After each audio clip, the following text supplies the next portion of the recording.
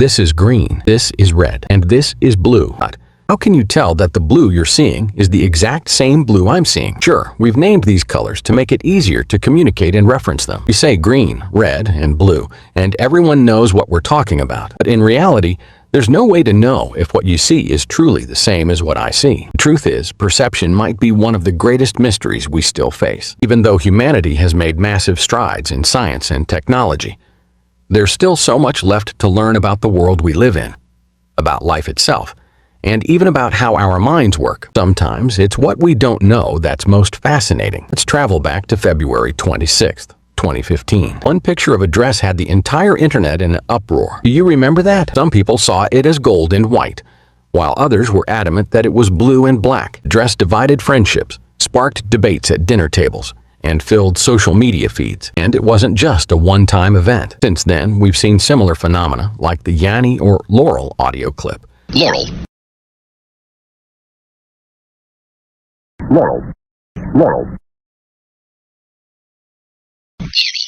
Where people heard two completely different words from the same sound. All these instances serve as powerful reminders. Our senses aren't always reliable. When it comes to our vision, or any of our senses for that matter, there's no way to confirm that what you see or hear is the same as what I see or hear. What I call red might just be what you call blue. Or who knows, maybe there's someone out there who looks at human teeth and sees them as purple, but still calls them white, because that's what everyone else says. See, perception is deeply personal. Our brains interpret the information our eyes, ears, or other senses receive, and that interpretation can vary wildly between individuals. For instance, light waves enter our eyes, hit the retina, and get translated into electrical signals, which the brain then interprets as color. But how the brain interprets that information could be different from one person to another. Think about how virtual reality works. You're able to create entirely new worlds by manipulating how our brains perceive visual information. But in our real world, we've been conditioned to agree on certain things like colors,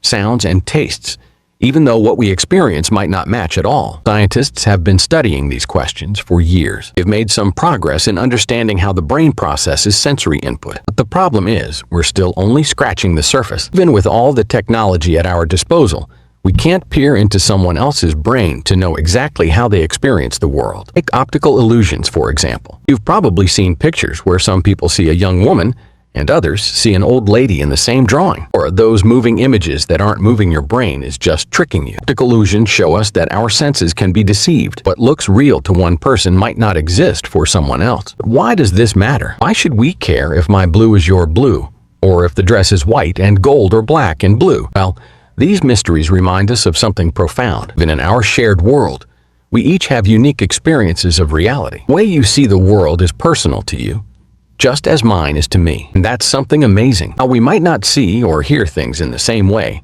the fact that we can communicate and understand each other at all is a miracle in itself. So next time you look at the sky and see it as blue, take a moment to think about it. What does blue mean to you? What might it mean to someone else? And isn't it incredible that, despite our differences in perception, we can all still look up at that sky, feel connected, and share in the same awe of this world? Because even if we don't all see things the same way, we're all in this together.